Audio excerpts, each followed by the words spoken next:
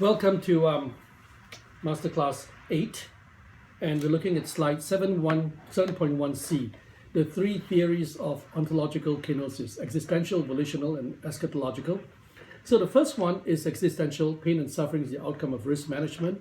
So here is a quick summary of how life happens, and that death is part of the fuel that gives rise to life. Right? You can read about it in the notes. So this is one theory, and this theory was originally, all three are given by three scientists who became theologians in a sense. One is a philosopher. Volitional kenosis is the sacrificial nature of the evolutionary system that paves the way for the emergence of humanity. And love describes the self-limitation of divine omnipotence. We came across that in Kenosis, right? Anxiety is a price we pay for a theory of mind consciousness. Theory of mind consciousness simply means the awareness that your brain is different from another person's brain. In the human brain, it happens about the age of 2. And you'll notice when a child, age of 2, looks in a mirror, they start laughing and they get excited because it dawns on them for the first time that their consciousness is separate from another person's consciousness. And before that, there's an they can't distinguish the two. So babies, for example, when they cry, they expect the mother to know exactly what they're doing, even though the mother doesn't. And they get very agitated when the mother cannot, in a sense, read the baby's mind. Once we're self-aware, especially of our mortality, we cannot escape the fear of death, of annihilation. So one of the price we pay for the high level of consciousness in the human brain is that we fear death more than any other animal, because we're aware of mortality. Most animals are not aware until they're about to die or until they're in tremendous pain. But we are aware even when we're not in pain. So, understandably, the human mind is the only one we know of that suffers psychosis, where nothing is wrong with us, but we worry about what if I die, what if I fall down, what if I lose my job, what if I have a car crash. Eschatological kenosis is a kenotic love refers to divine sacrifice to overcome suffering, not by exacting suffering in evolution to accomplish some further divine goal. So this is the one I'm going to focus on most of all, okay? Eschatological kenosis. As you know, eschatology refers to end times, sort of very, which means we are referring to the final goal of existence. And this is linked to the idea of agape. So a lot of you know agape means divine love. It's a different kind of love from human love. Look to the next slide and you'll see in 7.1d, we're going to discuss how altruism can become agape. So here's the setup. The setup is this. In the Christian world, we talk about God's perfect love, agape. In the non-Christian world, we talk about altruism, right? Loving someone even though you don't have direct benefits to it. So how do we square the two? How do Christians expect us humans who normally have altruism to reach the world of agape, perfect love? How can we who worry about insecurity and insignificance emulate Jesus who does not have such needs? So this is the big problem today, right? By recognizing God's unconditional love for us, and this gives us the courage to move from a limited moral circle to agape, which is no moral circle. Now, so what we're looking at here is the challenge for Christian theology. Jesus said, love your neighbor, love everybody. In practice, we know we just don't do that. Why do we do that? Because, and my argument is because we are insecure and we feel insignificant, and we are always looking for security and significance at every level. So if you reduce everything we do, it's down to these two. So let's pause for a second, okay? Let's challenge this a bit. What do you think you want in life that has nothing to do with security or significance? Or better still, think about the things that you prioritize in life that you really want to do. Are they in any way connected to security and significance? Michael, name me 3 things you want to do before you die. Travel the globe. Okay, travel the globe. Take great photographs. Yeah.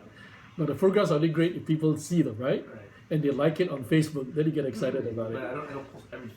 True. You choose the very best ones. Right. Right? Okay, what else? Your third option. travel, photography, and what else? Constance? Chris? I can't hear you. Oh, how come there's no volume? Say that again? Everything will have to do with significance and security. You realize that, right? Yeah. Okay, Yeah. so that's my point made. Take anything that you care about, it has to do with that. Because we are fundamentally insecure.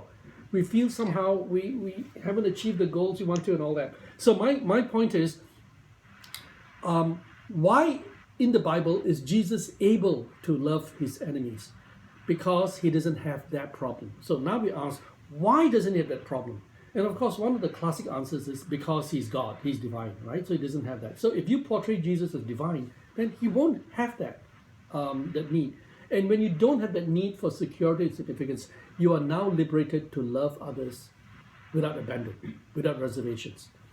So remember, atonement means at one with. So atonement is at one with God.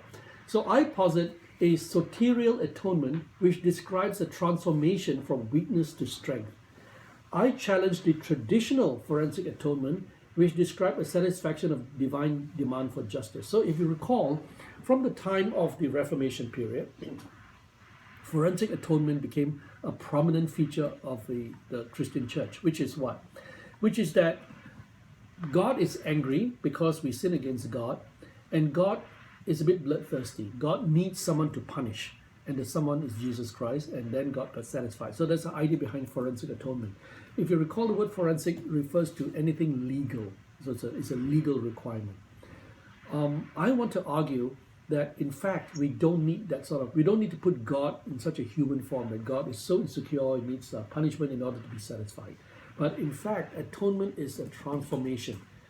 Atonement is about us realizing we don't need to be as insecure and about our significance, because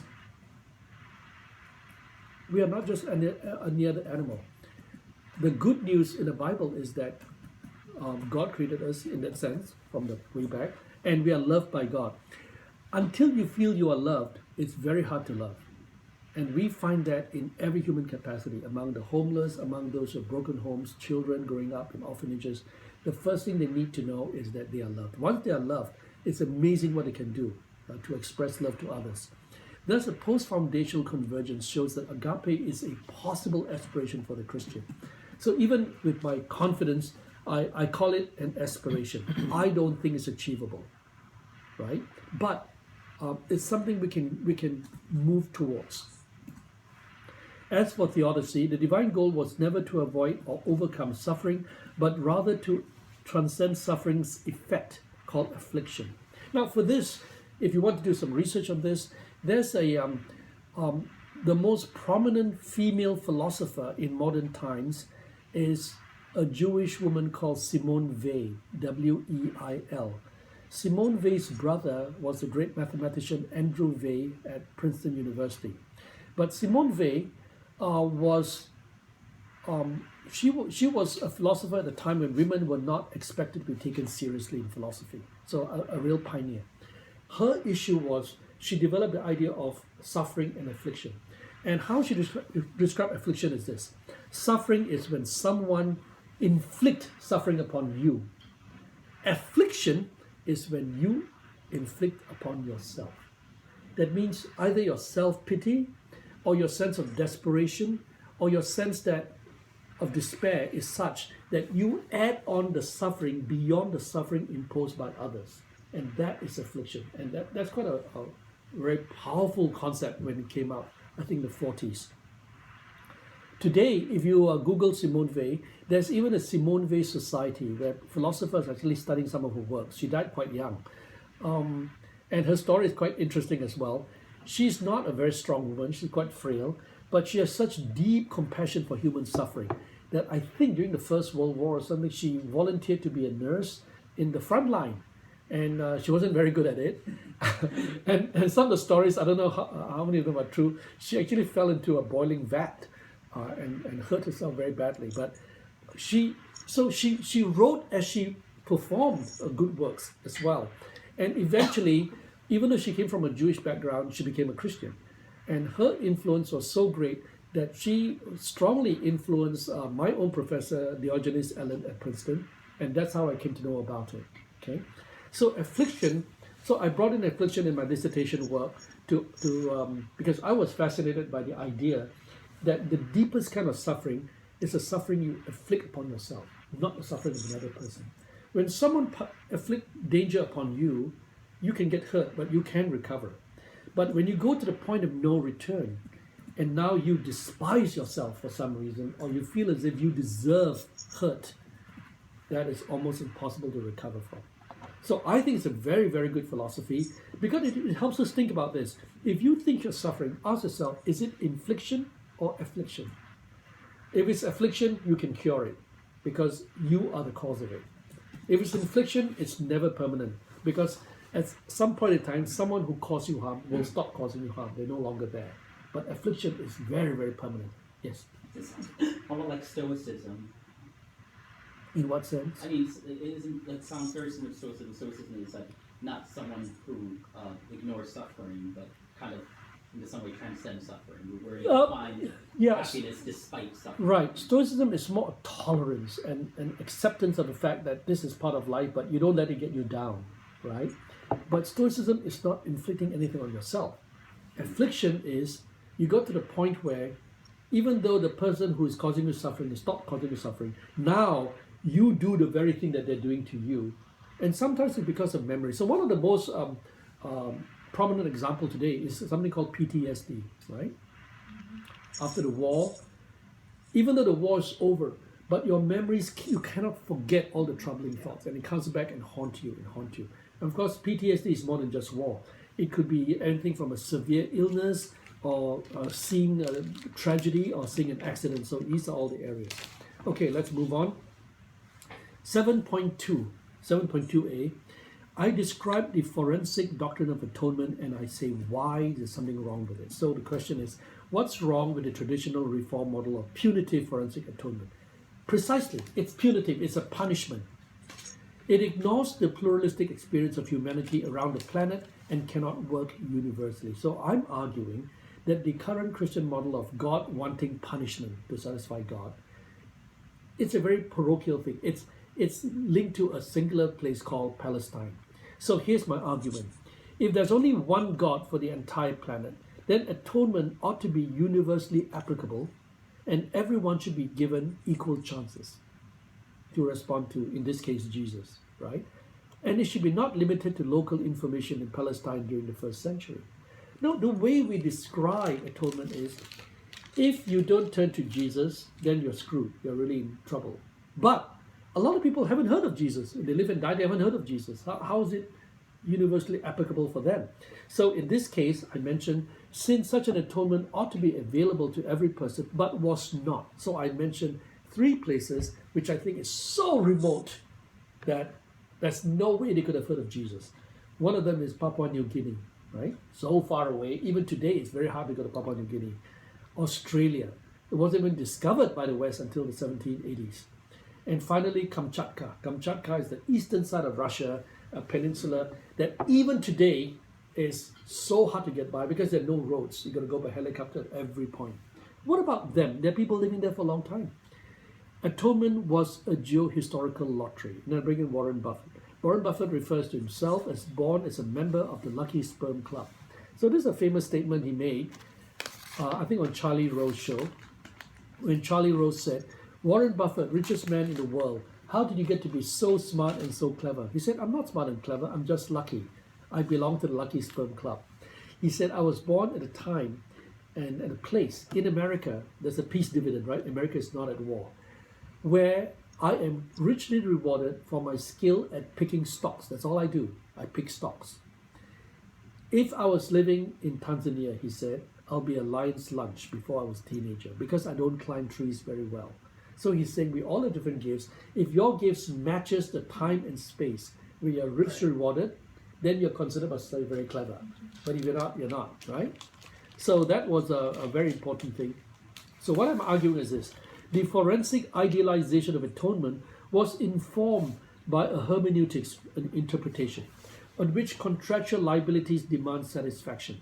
So this logic of atonement developed in the 11th century was at a time when people were thinking in terms of contracts. So God made a contract with human beings. If you sin against me, you must pay the price of Jesus Christ. So that's how the theology developed. That logic of exchange led to a view that nothing is free. So the gift of salvation for the unworthy must be paid by someone worthy. But, I argue, this seems to contradict the characterization of agape as unconditional love. See the point? If you're going to pay a price, then what's the point of talking about unconditional love? The whole point of unconditional love is that you don't have to pay a price. 7.2b, I then posit what I call Soterial doctrine of atonement. Now be mindful of this. By the time you get your full notes, it will change. I plan to call it a transformational doctrine of atonement, because Soterial still has a link to the word salvation, which today we've kind of lost the meaning of salvation. We don't know what it means anymore. Everyone has a different idea what salvation means. So in my idea of atonement, it describes a God who acts in love and creates a world that the Eastern Orthodox Church described as being made in kenosis, but moving creation towards kenosis to end up in theosis. So these are all the osis that you find in the Eastern Orthodox world. And for those of you who are not familiar, the Eastern Orthodox broke off in 1054. Today there are 18 countries, each with national Eastern Orthodox traditions. Okay. Let's look at, theosis and atonement you can read for yourself, because I want to move on to something more. Read the second part of 7.2c, atonement. Atonement is a voluntary response by exemplification rather than satisfaction. So the argument here is Jesus' death on the cross was not to pay a price to God, but it was to set an example of what is it like to suffer for someone else, to not so much because God is an angry God that needs it. It is absurd that a perfect God can be made legally whole by the performance of suffering. The suffering on the cross had a proactive impulse of sharing an experience of a kenotic world rather than a plan B to solve an unforeseen problem during creation. So I'm arguing the old traditional idea of atonement seems to be that somehow God didn't expect that something would go wrong, and now plan A didn't work out, there's a plan B going in. 7.3a. Now in this slide, we now move towards mental disability. And our test case is Tourette syndrome. So a lot of you know Tourette syndrome. First discovered in the Malay archipelago. We think it's either near Kedah, in some of the islands, or in eastern Indonesia in Riau. So this was where it was first discovered by a French physician called Guillaume de la Tourette. Now, a lot of you know Guillaume is a French word for William, right? In the and medical practice all the way to the 20th century was about description. So you look at, you observe a problem, you describe it, and if it's unique, it becomes in the annals of medical history. You identify it, and normally your name is part of it. So we have, for example, Alzheimer's disease, Parkinson's disease, Huntington's disease, all name of the doctors. So in this case, it was Tourette syndrome. What exactly is Tourette syndrome? Read the bottom part in red. Tourette syndrome is caused by a breakdown in the neural inhibitory mechanisms, usually associated with the attention association area of the brain. The existence of neural inhibitors suggests that the early brain evolution included built-in tendencies of the brain to turn thoughts to actions. This may explain the significance of Jesus raising the bar of sin to the level of thought rather than action, because once cognition begins, the mind tends to act it out. Now, this simply says, when neuroscientists look at how the brain developed, there's a part of the brain called the attention association center. When you think something, the body wants to act it out. You'll find it in dreams. When someone is dreaming, the body sometimes moves to respond to what the mind is thinking about. In normal cases, the body releases a chemical in the brain to cause temporary paralysis so that you sleep, you don't move. Because without the paralysis, if you're running, in your brain, in your dream, you start running in bed. Can you imagine the danger, right? Now, sometimes the paralysis signal is not perfect, so some people are restless. When they are dreaming, they move a bit, right? But not normally enough. When it gets really bad, it can end up in sleepwalking, where they act out what their brain is thinking. Now, the discovery of this also led to the realization that Tourette syndrome is caused by the breakdown in inhibitors. Inhibitors are this, for example. So a lot of you know Tourette syndrome is the mind is nothing's wrong with the mind. They're thinking their morality, they're okay, but somehow the mind acts out what they're thinking and they can't stop it. The signals. So, for example, what normally is very comical sometimes, but very sad, a lot of expletives, a lot of bad language comes up from Tourette syndrome. Why? Because in our human brain, we all know these terms, but our socialization stops us from saying it in public. Maybe among our friends we'll say it, but privately we don't say it. In Tourette syndrome, the inhibitor molecules do not work and they can't stop it, so it comes out. And sometimes, and very often, it's muscular. It comes out like that, hand, or they move, or stuff like that. So Tourette syndrome is one of the saddest kinds of mental disability because it's a neurological problem, but it is not a cognitive problem, meaning the brain still functions in a way it can think, but its thoughts can no longer control the body. So he ends up doing things he's ashamed about it. It came to the attention of Dr. Tourette because here he was in France and the news came that in a faraway land in the Malay archipelago, there was a case of a person who does bad things, but in the midst of doing it, he weeps and he cries with shame. And this was a surprise for a lot of people because normally people who are mad don't have shame. They don't feel sad. They just do what they do. So this was a very curious case. If he feels shame, and he weeps because he can't help himself doing things that he doesn't want to do, now for the first time, it means the brain and the body are disconnected. The will and what actually happens is disconnected. Now, from a theological point of view, it's interesting because as I thought about it, I said, now I can understand why in Jesus' teaching, he raised the bar very high. Not just what you do, but what you think can lead to sin or culpability. What it shows from the neurological point of view is that once cognition begins in the brain, once you think of something, the mind tends to act it out. They want to act it out. Now let me read here. Tourette syndrome preserves mental cognition and therefore moral responsibility, but not control of motor functions and speech, which may harm another person. So the moment you harm another person, now you have personal sin. That's a problem. You can't escape that, right? The late Dr. Oliver Sacks documented a practicing surgeon suffering from Tourette syndrome. This is in Denver, who says he can control much of his symptoms if he's sufficiently motivated. That's the most interesting part. I told you about this before, right? Either motivated by shame or motivated by desire to behave. So what happens? At home, he acts out because his family can tolerate him, so he takes advantage of it. But at work, he knows the stakes are very high. He's a surgeon. If he acts out, people can die. When he's flying a plane, if he acts out, the plane can crash. So at the moments when he needs to, he inhibits by sheer willpower, he inhibits his Tourette syndrome, and when he can't help it, and when he goes back, he acts it out. So his case is quite mild, which means it's not really bad. There are cases where it's really bad. But in his case, he can nullify some uncontrollable urges with no lesion. Although cases of extreme Tourette syndrome seem beyond control, some of the primitive behaviors that the disorder releases are not completely outside the control of the patient.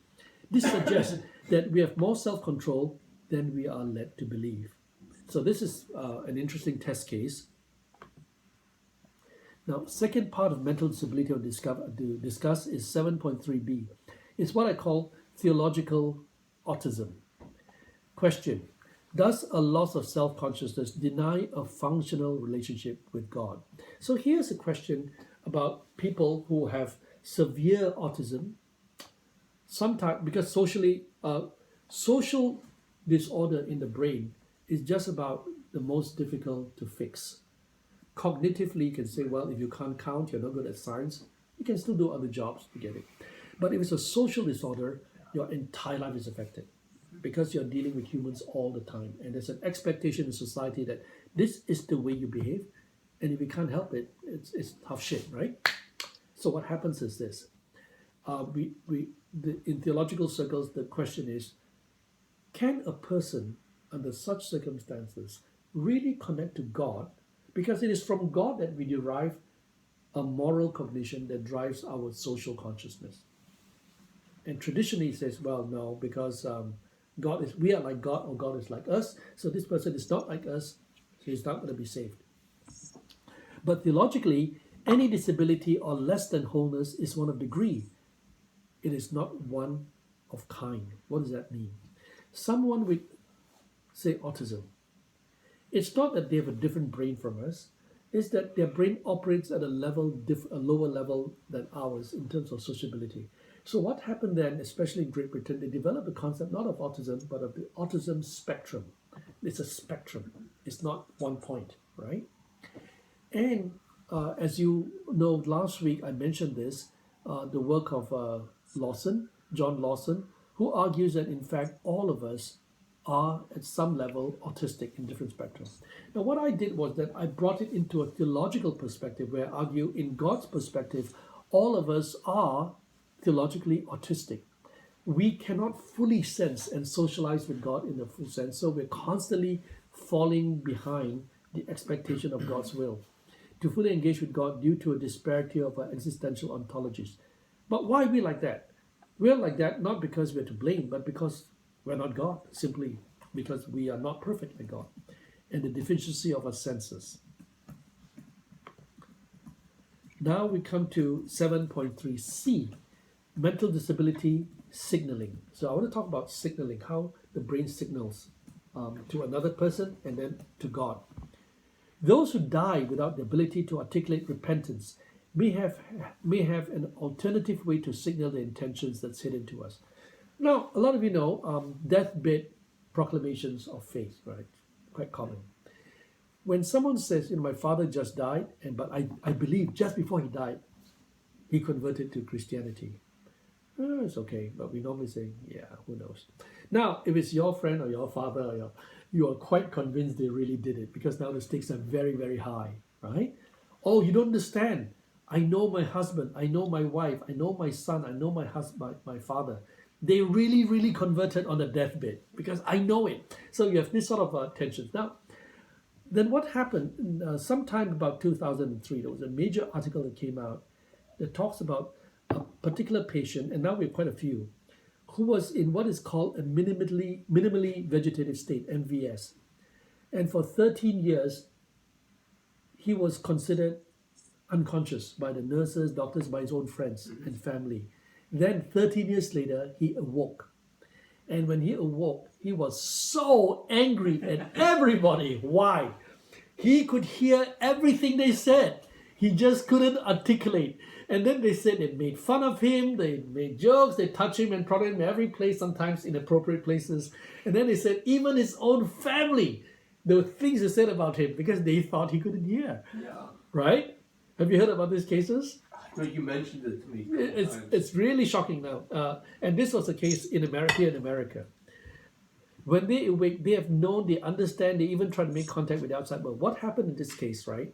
The signaling was bad, so the brain was working, but they can't articulate the outside world. The facial muscles, there are 26 muscles in the face. The face muscle, the connection is gone, so they can't show the face. The eyelids cannot open, they cannot see the outside. But because hearing is not based on muscles, he can hear, he just can't see, right? And of course, the only time he saw was when they opened his eyelids to put eye drops in to moisten it. So at that moment, he opened it, he saw them, and he wanted to say, "You jerk," but he can't see anything. Till today, we don't know why people awaken and some don't, but now there are more and more. So what this did was, it now gave people more confidence that if a loved one is under MVS, maybe you shouldn't pull the plug yet. Because we don't know whether they are really out of it. We depend on machines to register. And the machines can register consciousness at a very crude level. We don't know how many levels of consciousness there are and what does it mean, right?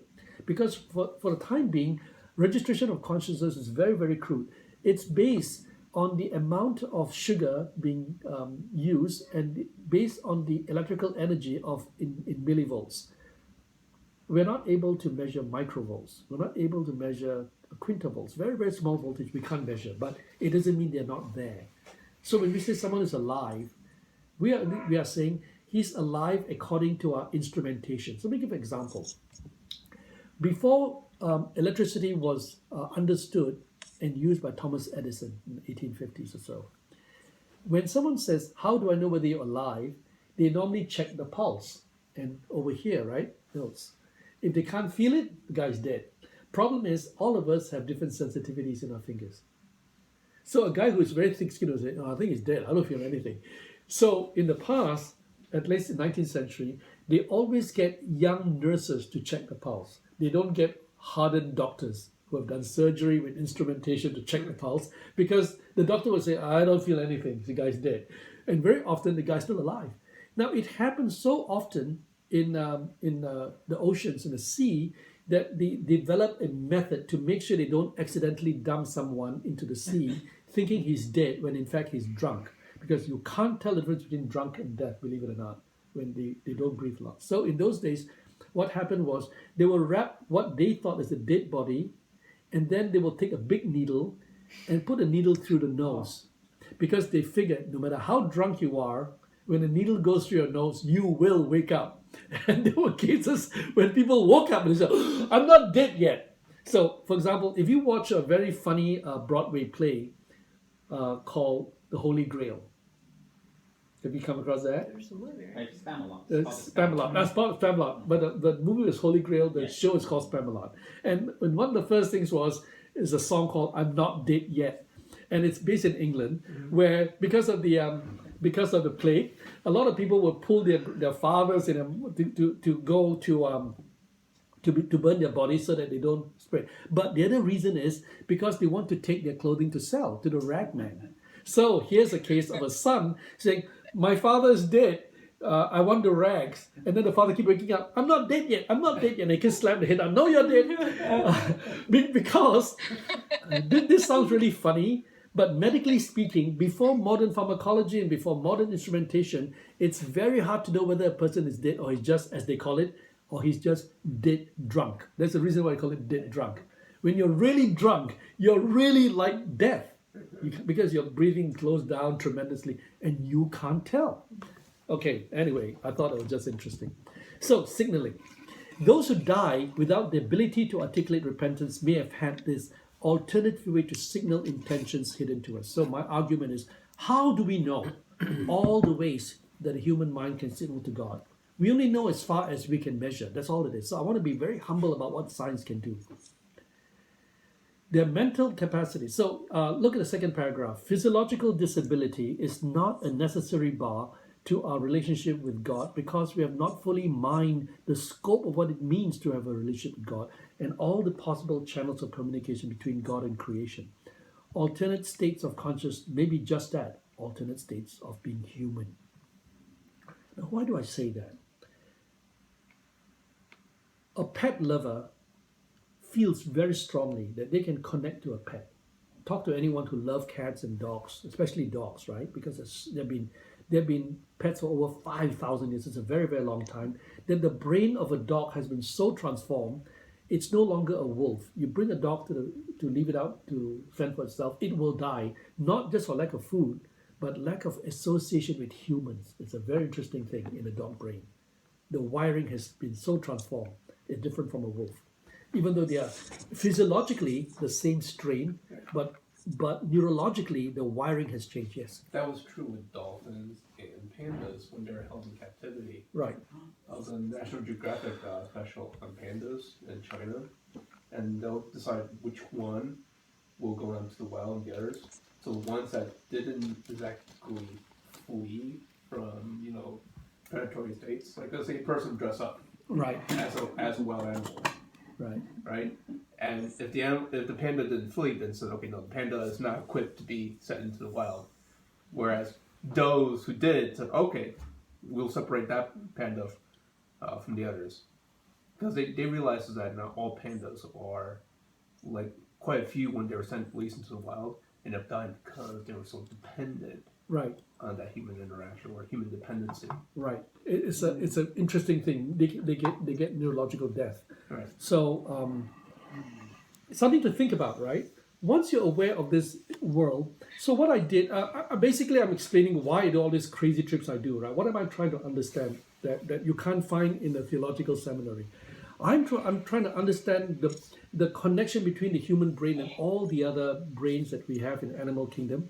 And one of the things that came to mind was, if we know so little about the human brain, how dare we make this assumption that, oh yeah, we know all about brains and that's an animal, that's a human. The demarcation between animal and human is so thin. People talk about it. We are just featherless bipeds. We just have no feathers and walk on two legs. That's how different we are from animals. We're the only animals that walk on two legs, right? But otherwise, our physiology is so similar. And so now, what that means is, we don't understand the full range of signaling. How can God connect to the animal kingdom? For example, we assume that God is only to us, and this is now changing. In a long history of religion and Christianity, the assumption is that although God created everything, we are the only ones that God cares about, right? Now, with ecological consciousness within Christian circles, there are people who say, hey, if we treat the animal kingdom and even the plant kingdom, if we treat them poorly or just abuse them, we are responsible to answer to God because that's God's good creation.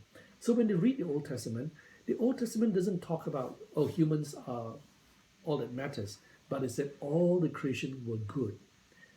Interestingly enough, and I think, Constance, we mentioned that in an earlier Project Timothy years ago, that in the Septuagint text, the Greek version of the Old Testament, there is a reference to the souls of plants. And we're not used to the idea. We think that souls only in animals, right? Except for one thing. Biologically speaking, it is very hard to distinguish animals from plants because there are some forms that has both attributes. And a lot of you know the most famous example is what the Chinese love to eat, the sea cucumber. It is an animal because it locomotes.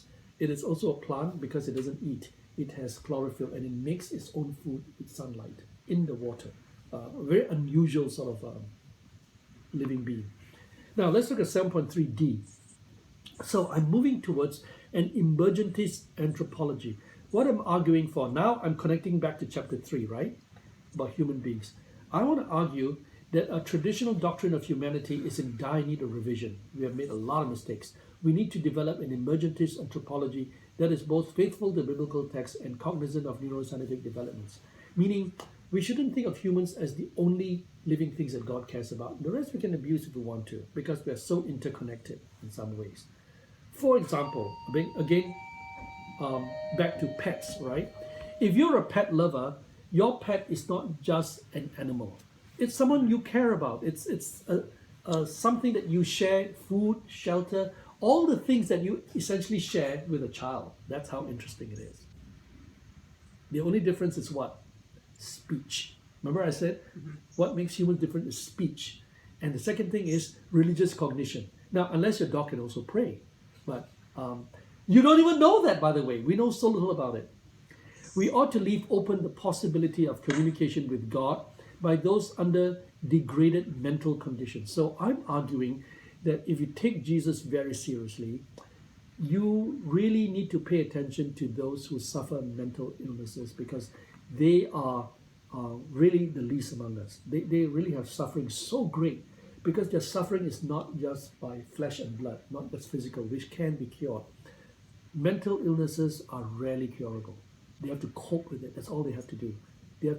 Society just have to give them a break in a sense to cope with it, but you can't cure a mental illness. It's really very, very hard. The divine self-emptying of Kenosis suggests that the Creator who made our bodies might condescend to meet us at the limits of our finitude and receive our repentance. Yeah, Danny, take a seat. Even if no one else is there to witness it. So, if we say we need repentance in Christian theology, must your repentance be witnessable in a sense? Could it be that you could repent to God without anyone being able to register that you repent to God? Because we're used to the idea of public witness, right? You say, oh, baptism, public. Respond to God, public. What makes this public witnessing more important than the signaling itself? So I'm arguing that the signaling is the feature, not the witnessing. There are people who can turn to God in the desert when no one's watching, and they come back and they say, "I'm now a Christian." Who witnessed you? Nobody.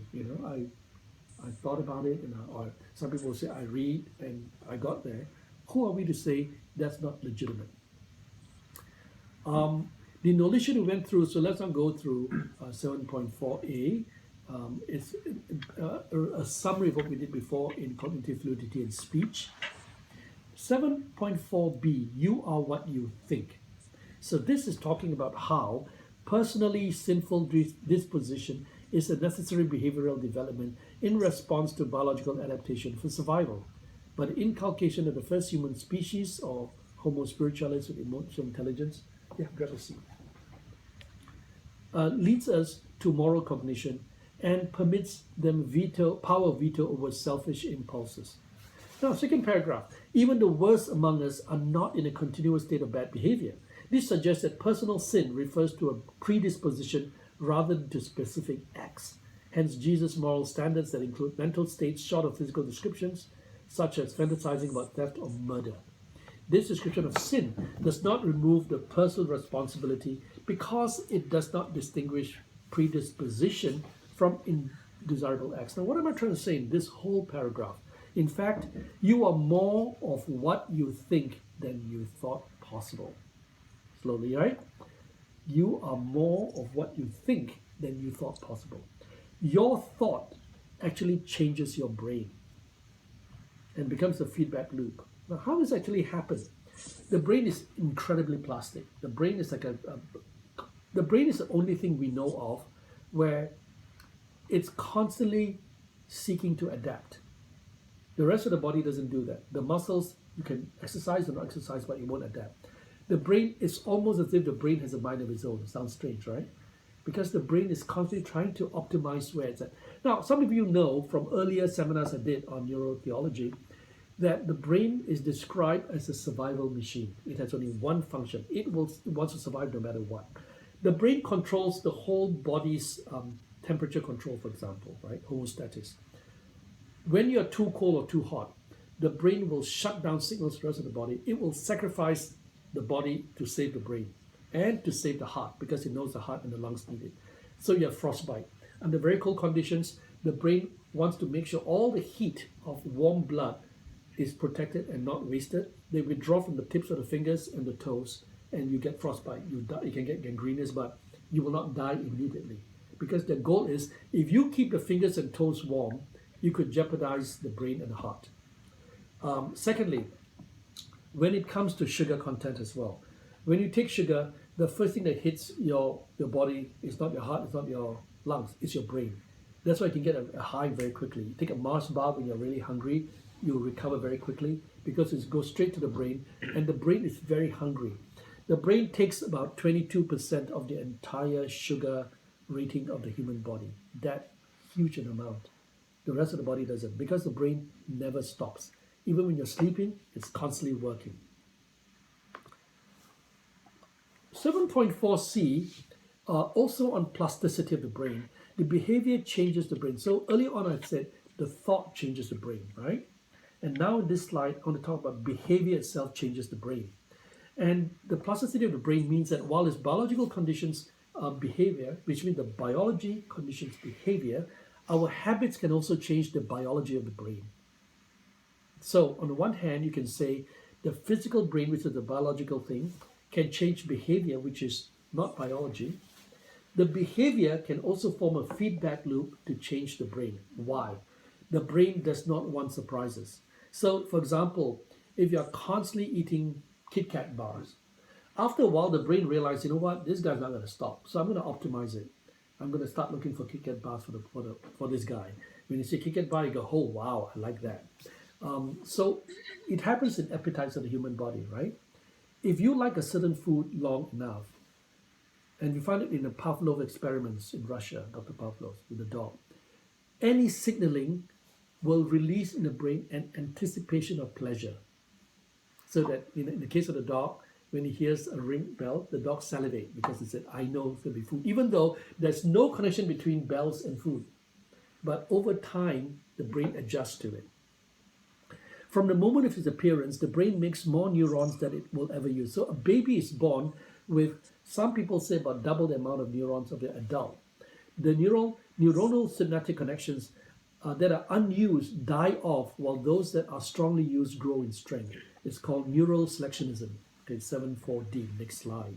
So what this is that the baby is born with more neurons than it needs, because nature or God, you can call it, doesn't know the outcome of how the baby is going to live. If the baby, for example, is exposed to a lot of music, and the neurons that are selected to optimize for music will be strengthened, and those that are not will be discarded, because neurons have certain specificities. So you could say, well, in that case, how do I optimize my baby's neurons? Well, you can't optimize for the number of neurons, because that's going to be fixed. No matter what happens, half of it will be destroyed. And it has to be destroyed in order to make space for the other half to grow in strength.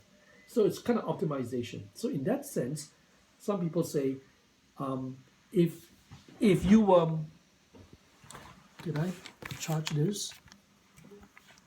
Oh, sorry.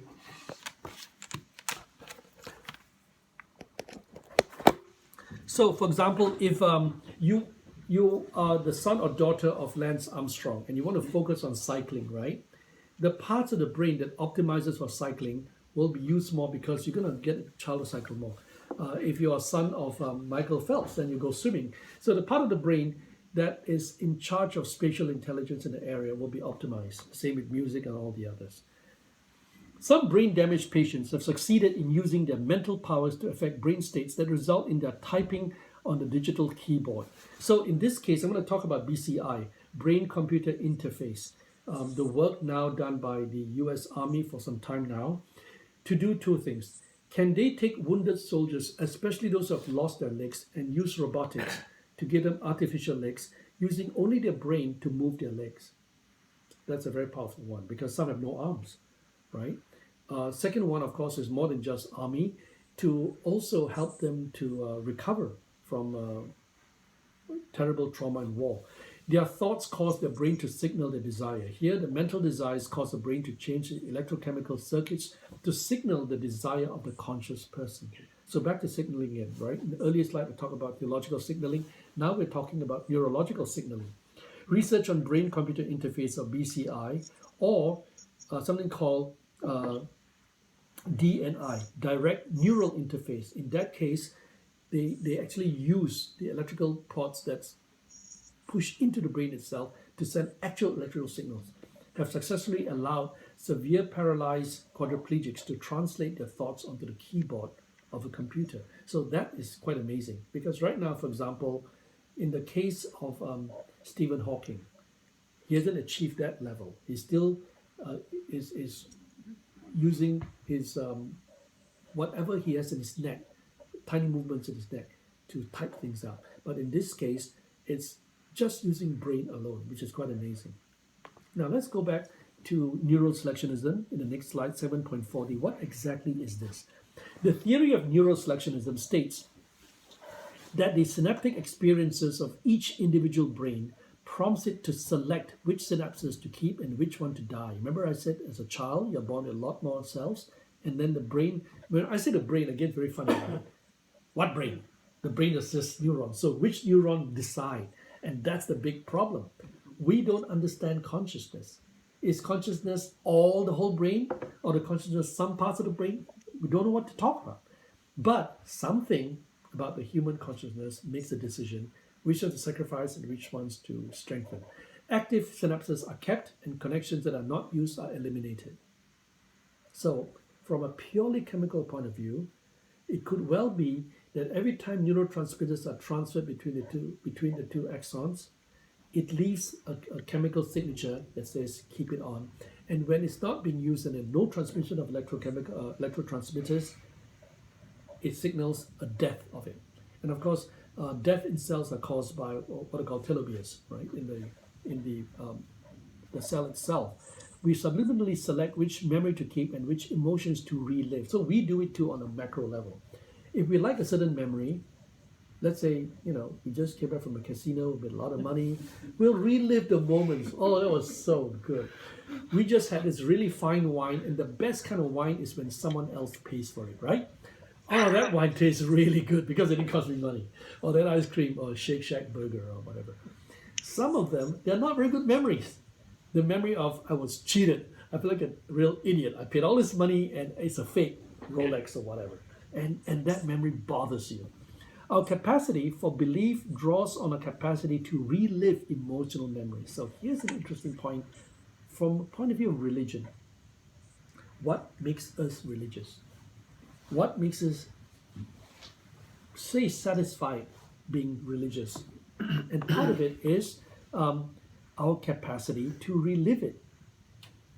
Because if we can't relive emotional memories, there's no fun being either a Christian or a Buddhist. So if you talk to people, or think about yourself, right? What makes you Sunday after Sunday, Wednesday after Sunday, go to church meetings? It releases certain chemicals in the brain that gives you joy, right? Sometimes when I was younger, I went to church, nothing to do with God, by the way, because there's a cute girl who goes to the youth fellowship.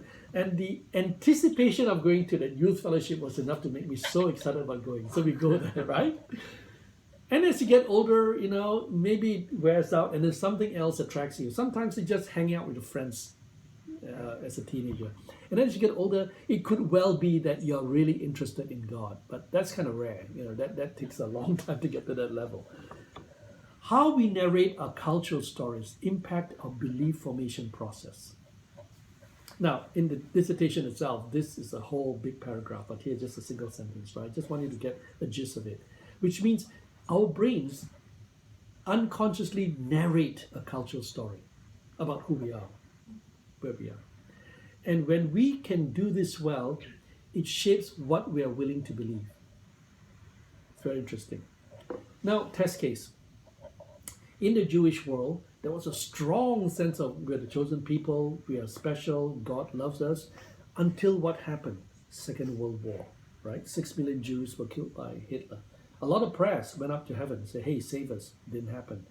That caused this huge crisis in the Jewish world, and they haven't really fully recovered ever since. And you can imagine why they didn't recover. The numbers are too great. If it's 50 people, 100 people, 6 million is a huge number. About a third or a half of the Jewish population.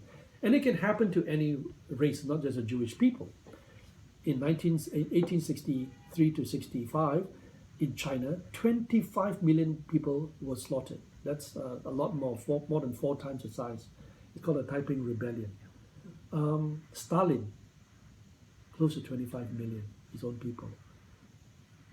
When the Spanish conquistadors went to Mexico, about 20 million. This 16th century, 20 million is no kidding. It's a lot of people who died.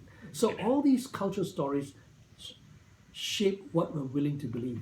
Hence, ritual and memorialization are crucial to a religious life. So I remember when I first started doing the dissertation and I told a friend, I'm looking at 3 facets of the human brain: emotions, consciousness, and memory. They said, I get emotions, I get it. Consciousness, yeah, it's fundamental. But why memory? What's the big deal about memory? And this is the reason why. Our memory shapes who we think we are. It doesn't shape us, interestingly enough, but it shapes our idealization of ourselves. If you don't have memory, it's very shocking, by the way. If you lose your memory completely, you don't know where to start. The starting point is very traumatic. Acts of preparation and participation in religious rituals generate new synaptic storage for emotional intelligence and contributes to the quality of our beliefs. So this is very interesting concept too. So why do we have Sunday after Sunday in church? The same ritual, right? Someone welcomes you, someone's open in prayer, you read the Apostles' Creed. Because every time you repeat a ritual, you strengthen the synaptic controls in the brain. That when you don't have it, you will miss it. But there's also this darker side. When you have it for a long time, say as I've had it for over 40 years, when you stop having it, it hurts. When you withdraw and you no longer have it, it's very deeply troubling at so many levels, because your brains are used to that signaling, and when they don't have it, it's almost a withdrawal symptom. And you find it in a lot of people. For example, they do certain things, whether it's bad things like military, killing others and all. But when they stop doing it, there is a withdrawal symptom phase. And it's also true in religious consciousness. People who are very committed church attendees, when they go on vacation and they can't attend their church on a Sunday, it's a bit disturbing for them. So when they attend any church, they'll be very critical. Oh, that's lousy singing. That's not like my church, right? My church does it better because our brain signaling is already fixed in a certain expectation. And when that expectation is not met, you are disturbed. Now, at this stage, it sounds quite terrible, isn't it? Ron is breaking down my emotions and my religion to such a level. Well, yes, I am, because that's the only way to fully understand what's going on in the brain. Emotions motivate our cognitive processes to select which memories to preserve. So now the question is asked, which is more important, emotions or memory? All the time, it's emotions. Your emotions determine your memory, not the other way around. Your memories are very passive in a sense. Memories are memories. You can't do that much about it. Emotions are very dynamic. The spiking is incredible. Sometimes just a remembrance of a certain event can spike your emotions so high.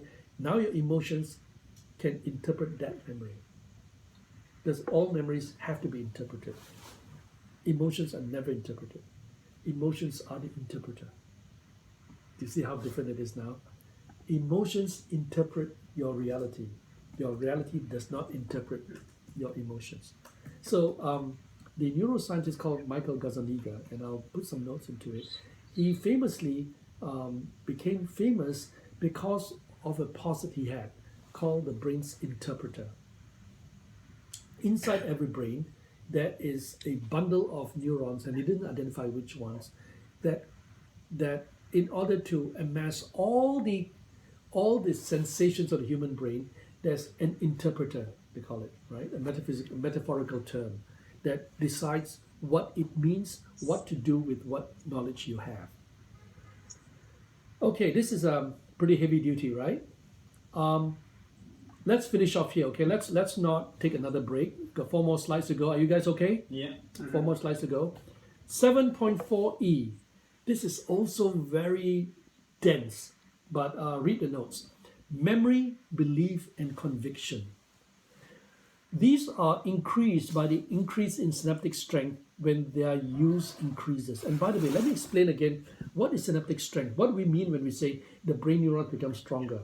Well, what happens is there are hundreds and perhaps thousands of neurotransmitters. A neurotransmitter is just a molecule.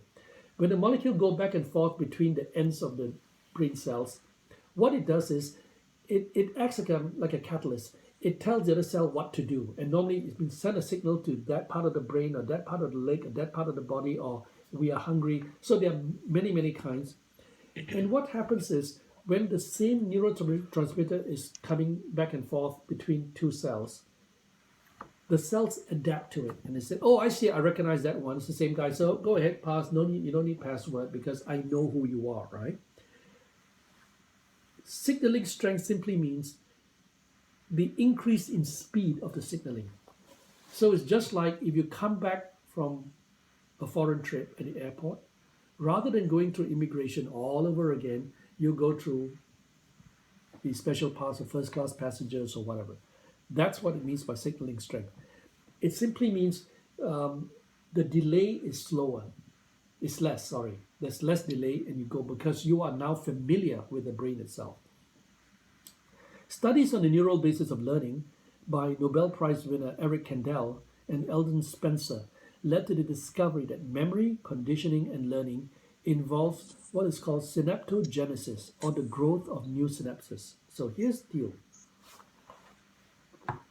You've got brain cells, and each brain cell has up to 10,000 connections. These are called synapses connections. So each brain cell can connect to 10,000 other brain cells simultaneously. That's quite amazing, right? That's how the signal happens. We know that new brain cells don't really grow, but we know that synapses can grow, which means that one cell, it can keep on growing more new synapses and make new connections. Now, this is good news for those who are growing old. That's why people say playing chess and all the puzzles are really good for an aging brain, because even though you don't make new brain cells, you can effectively make it appear as if you're making new brain cells. Because what really matters is not the number of cells you have. What matters is the quality of the connections. That's what really matters. So the function of the hippocampal adult neurogenesis is likely to be for learning and increased memory capacity. So what does it mean? For the adult brain, you are likely to learn better and have better memory capacity than you would have other kinds of capacities, say like eyesight or hearing, all that. You can't change that very much. You still got to wear glasses, hearing aids. But memory is something, no matter how old you are, it's possible to improve on that.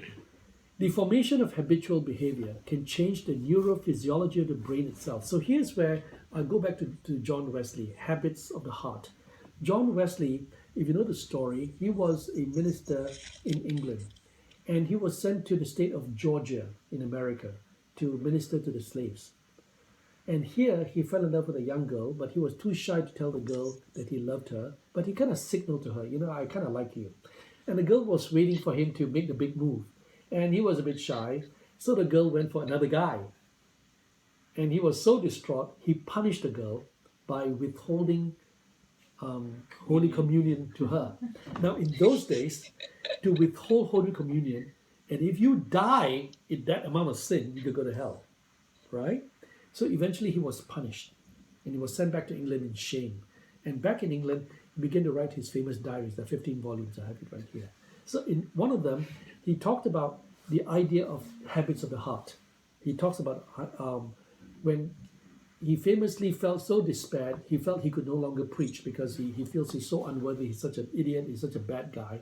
And he went to see Peter Böhler, the Moravian priest, a bishop. And the bishop said, it's when you don't feel like preaching that you should preach. It's when you don't feel like praying, that's when you pray. Because by making a habit of certain spiritual exercises, the body will follow the brain in a sense. But he didn't say it in so many words, but the phrase he used was form habits of the heart, and these habits will have spiritual significance. So now we have neuroscience almost confirming the insight that he had. We become what we think. The neurons are continually born throughout adulthood, predominantly in two regions of the brain, the subventricular zone called SVZ and the subgranular zone, SGZ. Adult neurogenesis was conjectured but not discovered until 1998. So I just want to show you how new this stuff is. Until 1998, the presumption was two parts of the human body does not have new cells, the liver and the brain. Later on, they discovered something else cannot form new ones, which is muscles. Once the muscles are cut, you cannot recover it. There are no new muscle fibers. And what is the heart? The heart is full of muscles. It's heart muscle. And that's why heart attacks are very serious. Because once the muscle in the heart is compromised, and that's why they say, once you have the first heart attack, it's only a matter of time you get a second one. Just like a stroke. The stroke is basically a brain attack.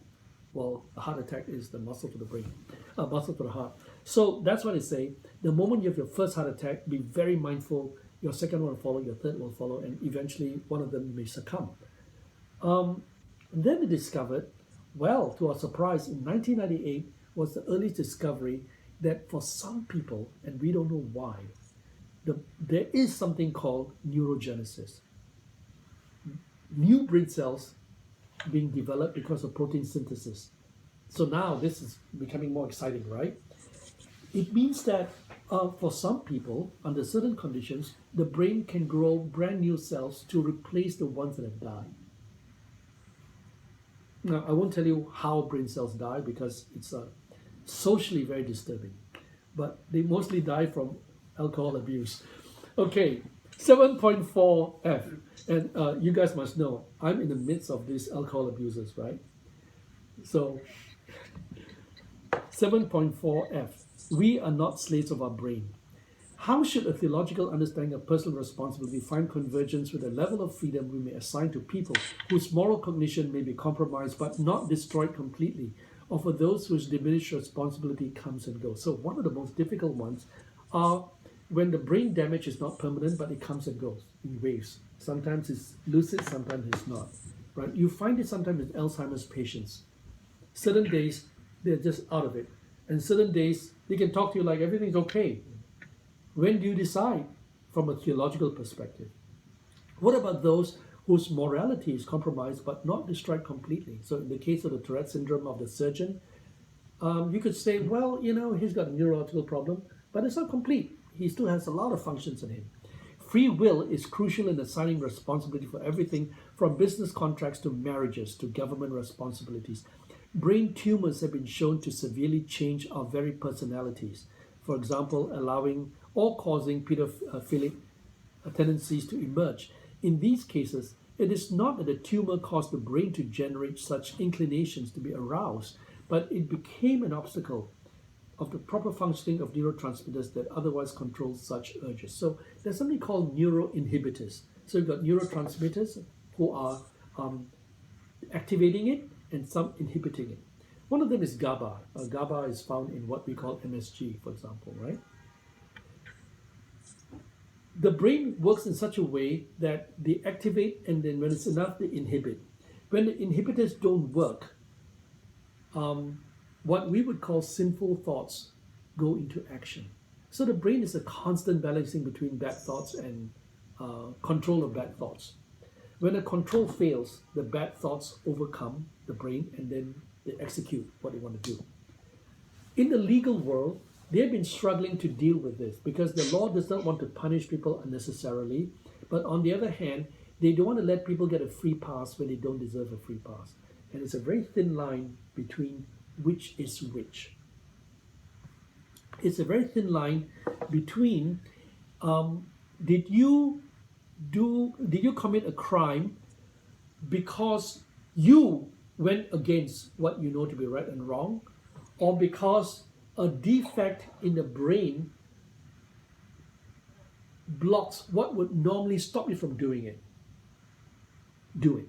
You see what I mean? So for example, someone says, I committed a crime, but don't blame me. I ate too much Chinese food. All that MSG, well, it kind of caused me to be agitated, right? Some people will say, don't blame me. I ate too much to drink that night. We hear it a lot. Or, they normally don't say I smoke too much, but normally it's drink. I don't know why. Maybe smoking doesn't do the same thing. For other people, they will say, I went through a tragedy, so my mind, I'm not a master of my own mind. I'm emotionally unstable, and that's why I committed a crime. So this is something that I want to think about in the dissertation. What is theology to make of this in the light of culpability of sin? Jesus taught that even the generation of sinful thoughts would render the person sinful. So it all starts in the mind. But a kenotic doctrine of moral cognition is convergent with both theological and biological inferences that our passions can nullify and negate our pre-conscious inclinations. So last week, I talked about the Libet experiment. And I talked about how often, when you think about it, even though you're severely tempted, most normal people find a resource to tamper down their inclinations. So the conclusion here is, even though our brains can condition us with whatever chemicals they have or trauma, our brains do not determine us. There's still this very powerful free will. We are not slaves of our brains. Conclusion, 7.5a. Can the amoral repent? Amoral, remember, it's not immoral. Immoral is those who are bad, moral, those who are good, amoral, those who cannot understand bad or good. Challenges on the neurosciences prompt a theological redescription to distinguish what it means to be in a state of sin and what it means to sin.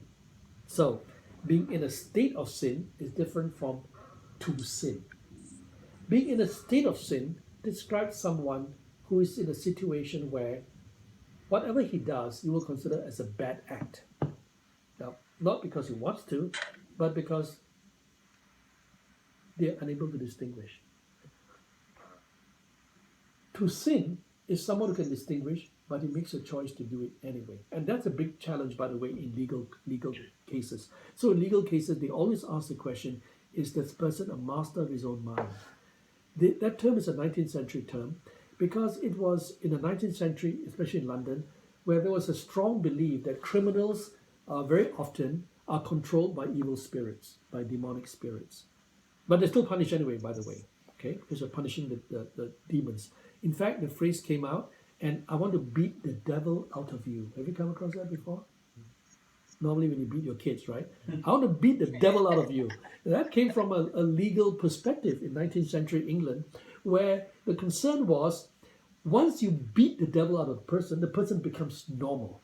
And then the person can again invoke the devil. So what do? You keep beating until the devil stops coming to the person, because the devil realizes he can be beaten. So now this also calls for an evolutionary view of creation that revises our understanding of moral cognition and how it emerged. The biblical creation story was a descriptive account of imperfect creatures unable to meet God's standard that explains why our biological brains became moral minds. So in this context, the Genesis story is not a story of punishment. It is a description of the evolution of the human brain. The cultural evolution of moral cognition enables us to transcend our biological propensities to sin. So what does morality do? And the moral cognition is the point in the Genesis text where the people now knew what was right and what was wrong, right? And this whole play with the serpent. Our power of volition undermines sociobiology's assumption that brain science explains away the divine cause of human morality. So there's something called sociobiology, first developed in 1974 by a Harvard biologist called E.O. Wilson. He's still alive, by the way.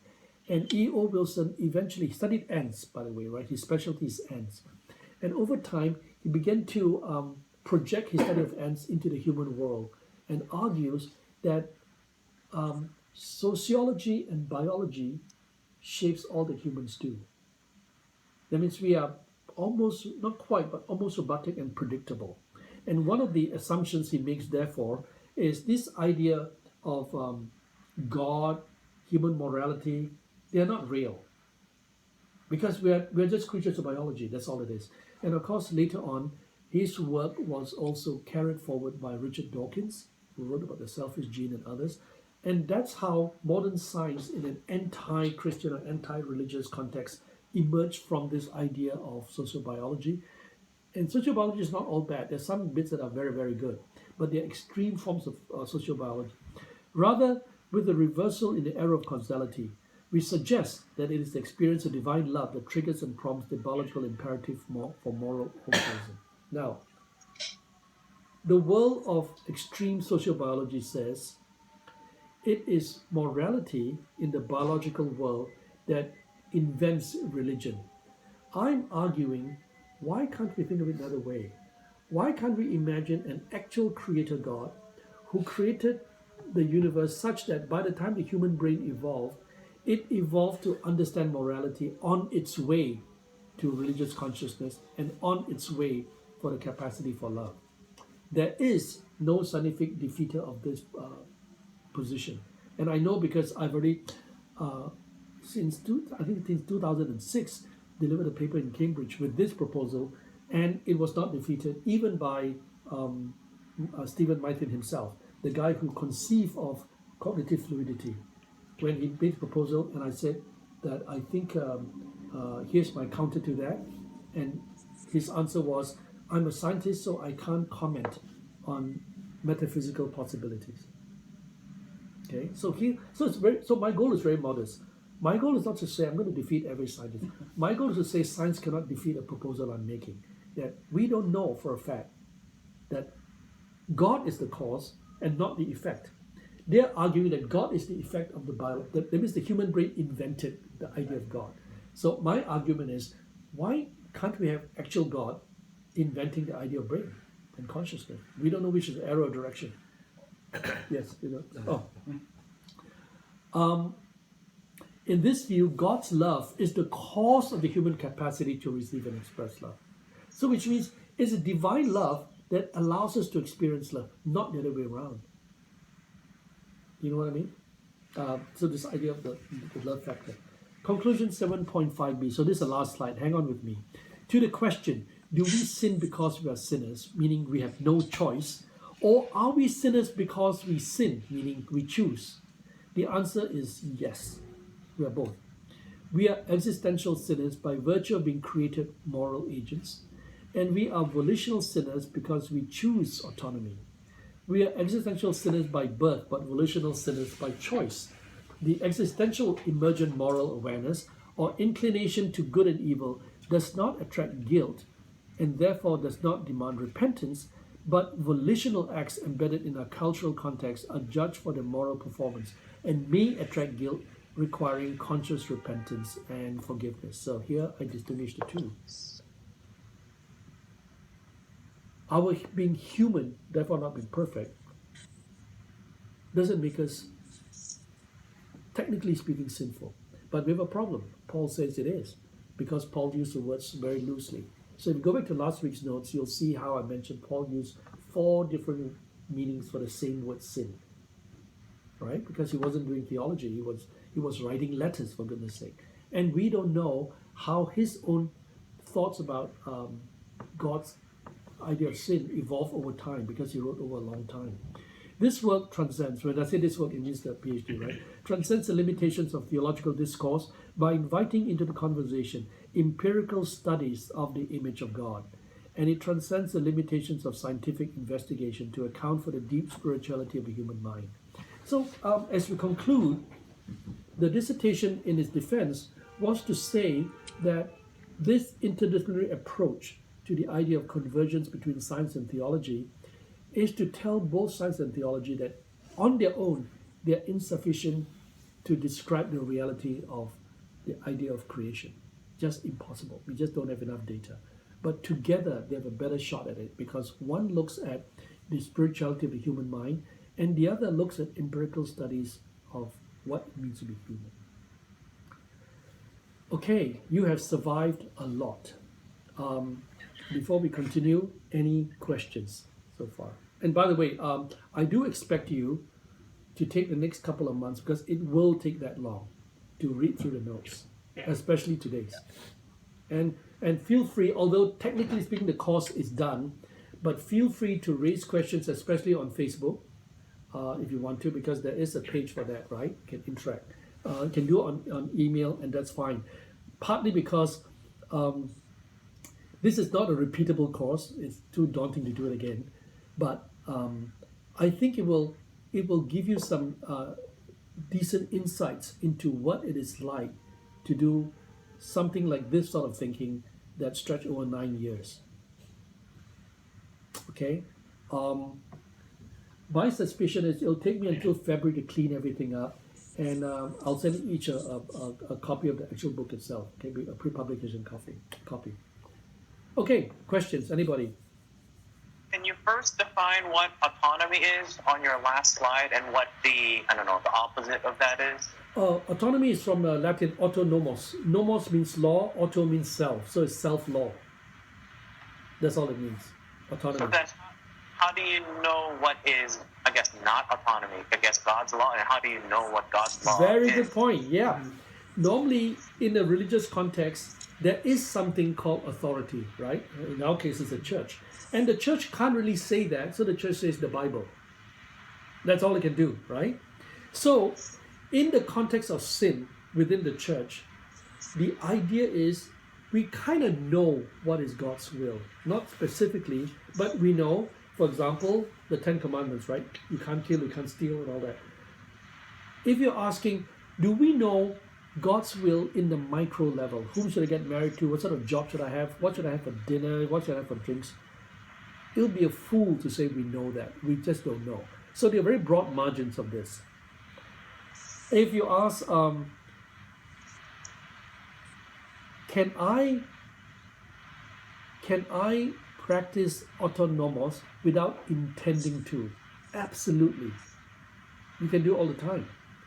And that's why it's a very, in a sense, it's a very weak definition, but it's the only definition we have. Because you take away autonomos, you don't have any other easy way to describe sin. Now, what I described in my view was indifference to God, remember?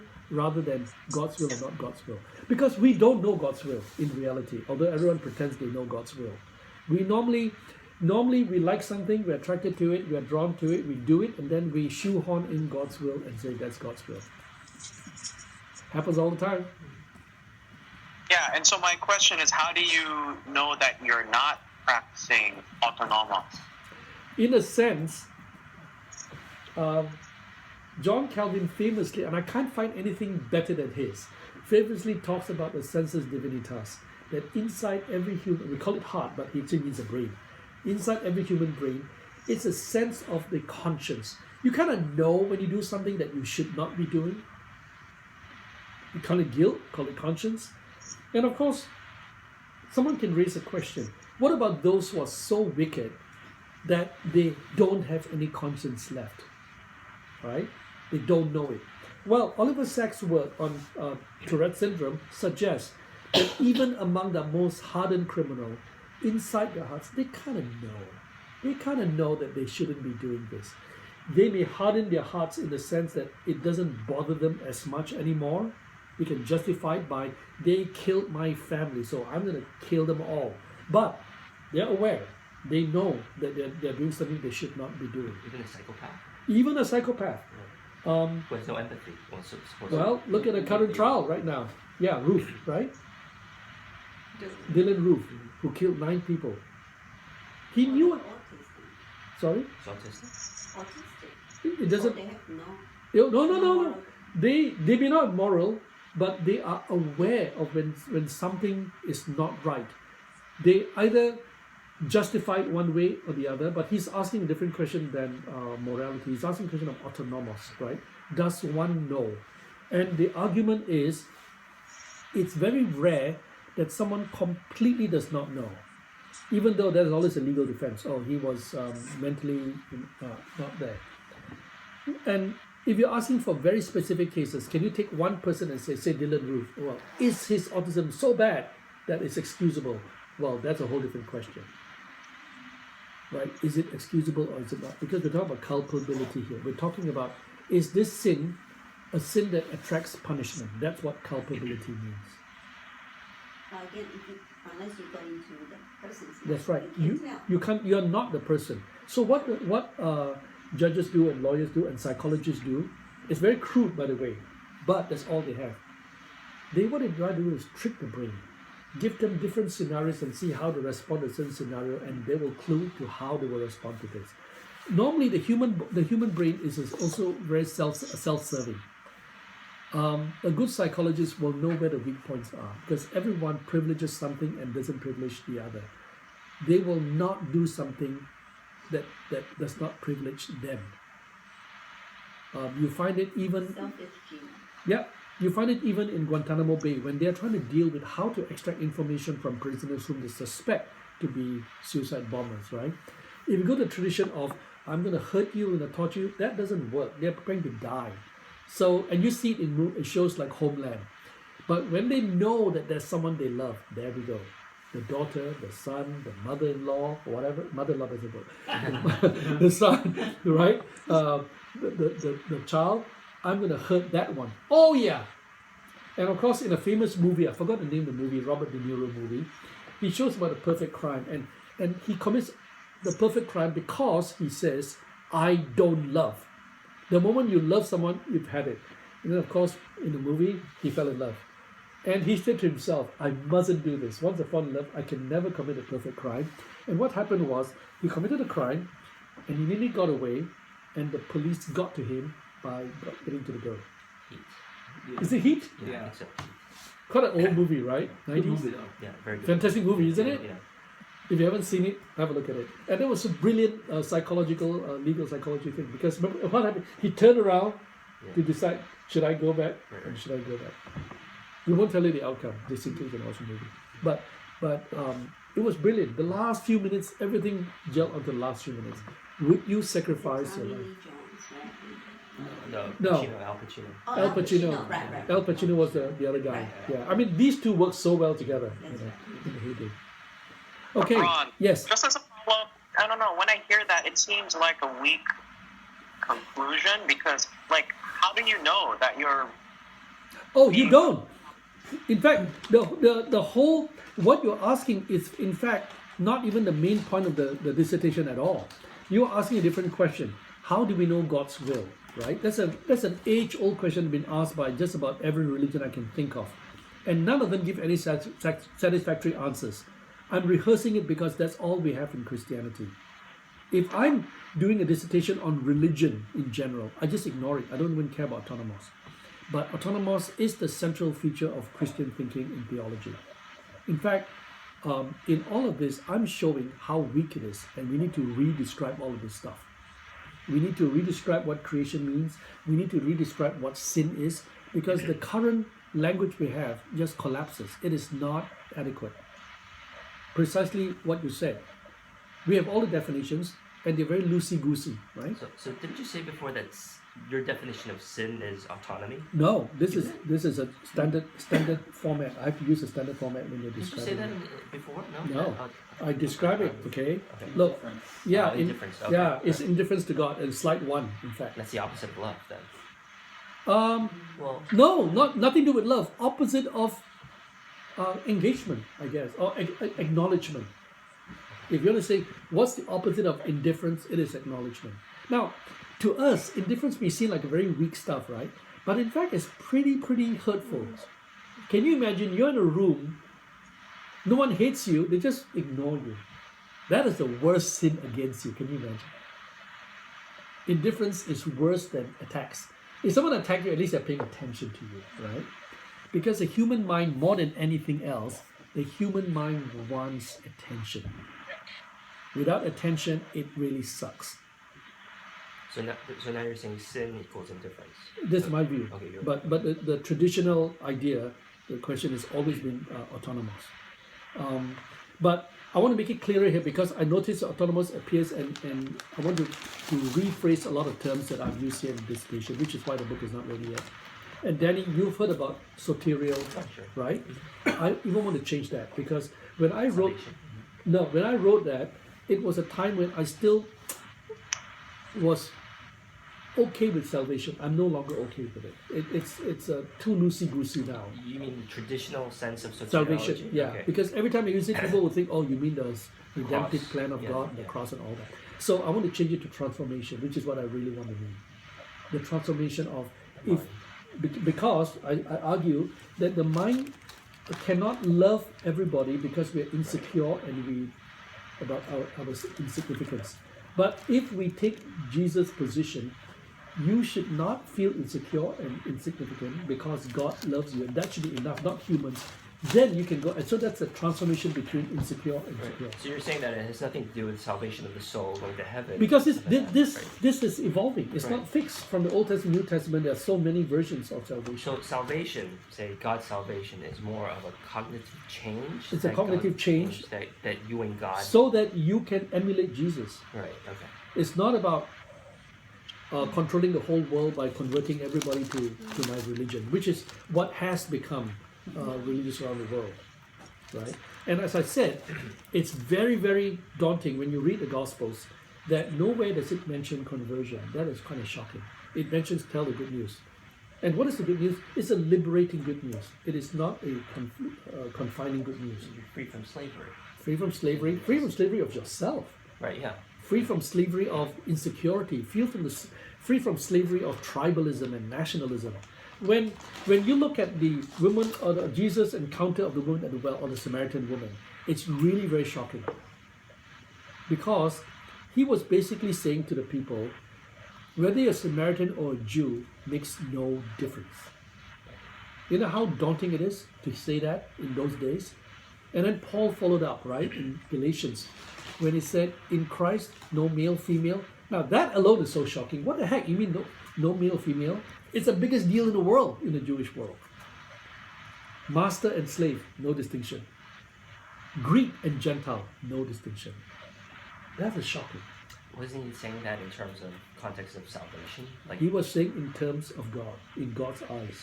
everyone's equal. Everyone's equal, right? It's a very shocking thing. It is so unpredictable that you could not have seen it coming. Because every other religion, you know it's coming. We're the greatest, the rest are out. Now here it comes in, and a fellow rabbi of the Pharisee is basically saying we're not so special. But all this, okay, it kind of cheapens the salvation in a way, in saying that it's just behavior modification. It cheapens because we were told salvation is the biggest deal. Oh yeah. So it kind of minimizes. Eternal Right. A bigger issue is, was salvation the big deal to start? That's a bigger issue. In fact, if you make salvation the primary goal, it cheapens God. Interesting. It cheapens grace, because now God's grace is so cheap. It depends on what you do, rather than unconditional love.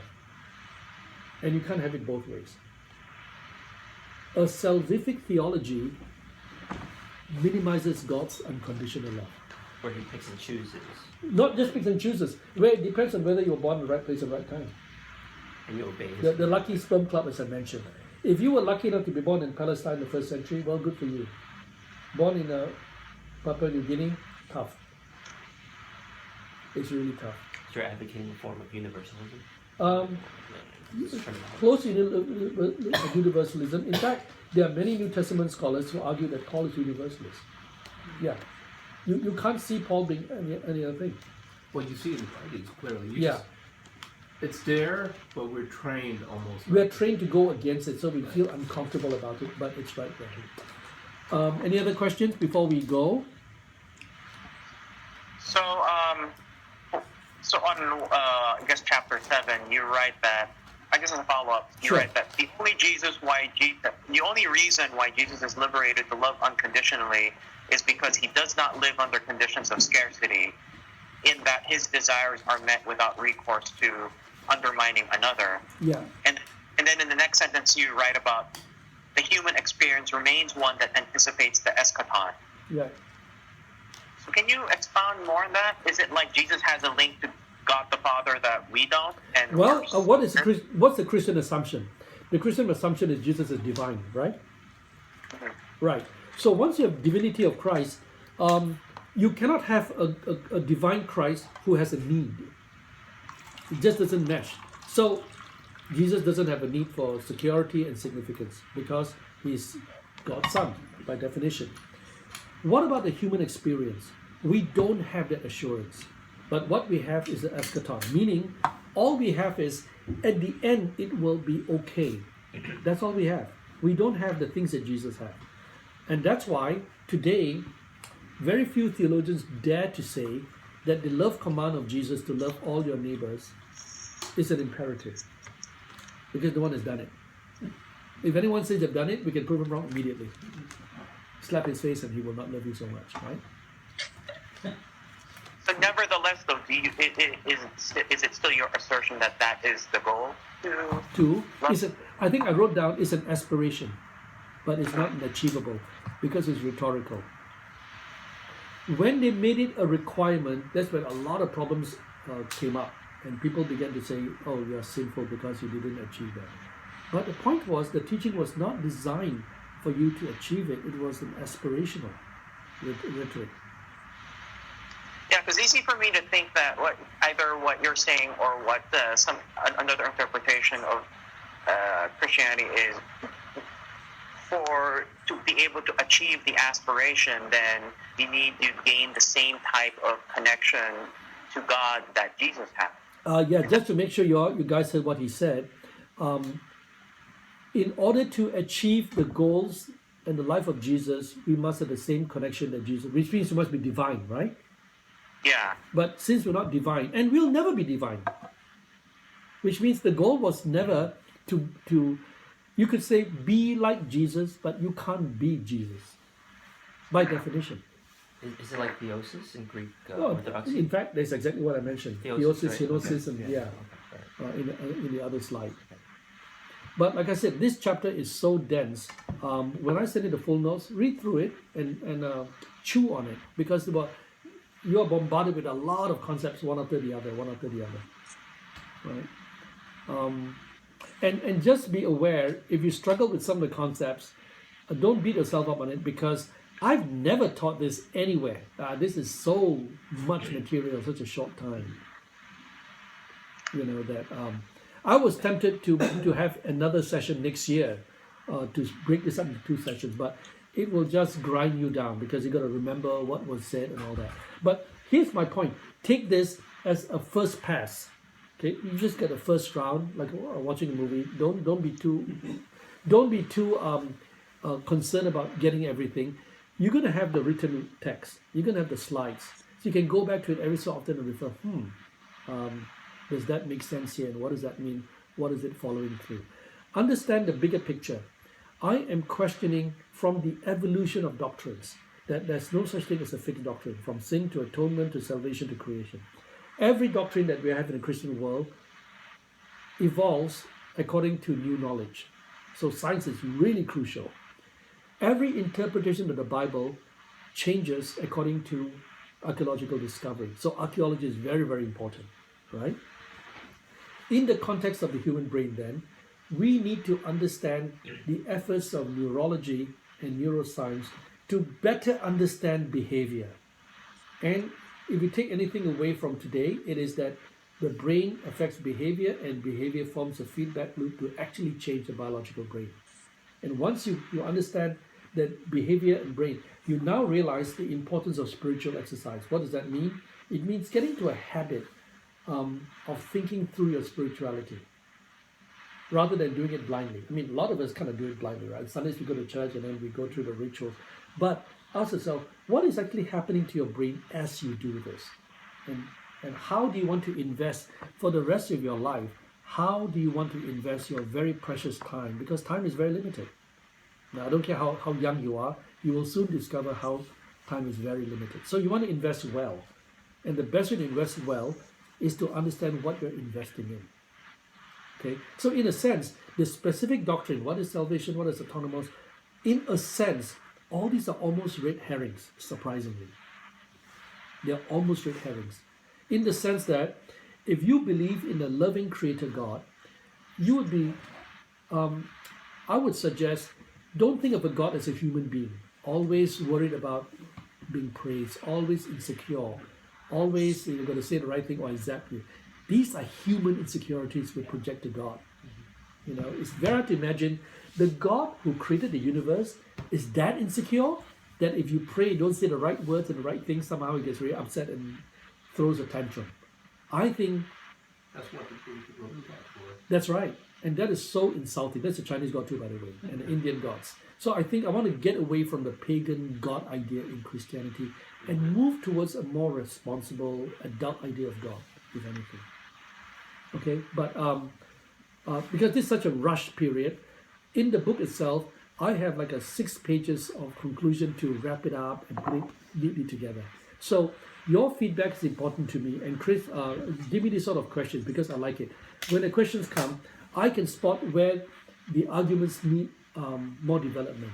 I can tell which one doesn't come across to a layperson as easily, right? Because remember, this was not written for you guys. This is written for theologians. So there's a lot of vocabulary which sound in English to you, oh, I know that word, but could mean different things in different contexts. Okay, so I do expect you to send me emails, and I'm going to read your questions you send me, a couple of questions you send me. You send me like 5 questions, is it? Like 8 questions. 8 questions. You know, I need to charge you more money because you're taking up a lot of bandwidth. Hey, that's why, I'm here. Okay, listen, announcement. The dates are now fixed. If you see the newsletter, they are now fixed for Berean starting in February.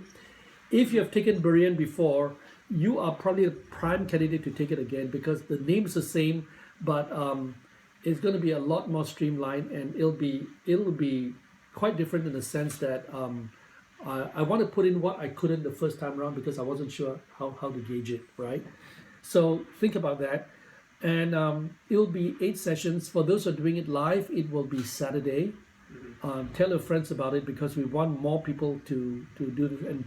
And because of it, we're actually giving a very substantial discount for early bird because I really want people to use this. So here's my thing about Berean. It is probably going to be the strongest underminer of nonsense that we have in churches around. So the best way to get this across is to get as many lay people as possible doing it. Forget about church leaders and all. It's not going to happen, right? But ordinary people who say, I want to get a story straight. What has all this civilizations got to do with the Bible? How do we understand that? So get a lot of that in. Okay, I'm kind of excited about it because after the first round, I could tell from feedback, what needs positing and what not. And of course, by then, the material will be more in advance. In the beginning, when you do a first time round like today, you always have the material as I wrote it. Just to give you an example, I stayed up until about 7 a.m. today. I slept at 7:15 and I think got up at 9:15. So very, very tired, but very satisfying. Because honestly, I could have done just half the number of slides and you can't tell the difference. You can't complain because you wouldn't know. I did it because it's more than just a job to me. It matters to me. These things are really important. And the reality is that no one else does this. That's why, for me, it's really useful. But having said that, it's so tiring. That's why I can't make it like a yearly stuff. It'll kill me trying to do this. Hopefully, when the book comes up, there'll be a glossary. Then it's easier. Because right now, when you ask the question, I got to instantly bring up complex subject that has nothing to do with this immediately, and say like process. Giving a one-slide history of process thought. What? Can you imagine? Yeah, can you imagine? Yeah. Like Whitehead. Whitehead, John Cobb, David Hudson. These are big topics, huge topics. One slide. Yeah, one slide because we got about 40 slides. We can't. Impossible. Yeah. It's impossible. So if you think, wow, I heard what Ron said in English, but it's not trickling in, that's normal. Just think of yourself as you just experienced drinking from a fountain, okay? And now you go back and you go, okay, so let me kind of hold it in. Okay, are there any more questions before we close? Because we are getting hungry. Oh, one more question. Oh, Or no, let him. okay, He paid. yes. He paid. I'll go first. Yep. So the Benjamin Libet example, how was that like when you're writing your dissertation and you used his experiments? Was that like a solution looking for a problem, or was that you had like the dissertation question that you had, and then you did all this research, and this was the example you found? No. Or what was that process? The PhD was so convoluted because originally I didn't even think of neuroscience. I was thinking of physics. I was looking at the incarnation of Christ in a time-space continuum. And what happened was, in the middle of it, the Libet experiments was reenacted by the Consciousness Society, and it became a big challenge for Christianity.